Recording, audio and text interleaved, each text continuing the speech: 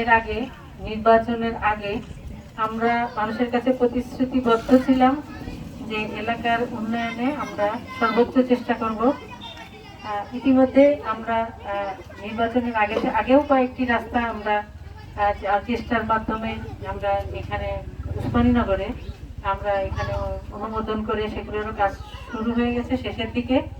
তো পর্যায়ক্রমে আমরা উসমানীনগর বিশ্বনাথের যত রাস্তাঘাট আছে, কোনোটা সিসি ঢালাই বা মাটি কাটা, কোনোটা ইট সলিং, কোনোটা আরসিসি, আমরা এই রাস্তাগুলোকে তালিকা করে আমরা পর্যায়ক্রমে সেগুলাকে বিভিন্ন প্রকল্পের মধ্যে নিয়ে গিয়ে পর্যায়ক্রমে সেগুলা অনুমোদন হচ্ছে এবং টেন্ডার হয়ে টেন্ডার প্রক্রিয়ার মাধ্যমে কাজ শুরু হয়েছে।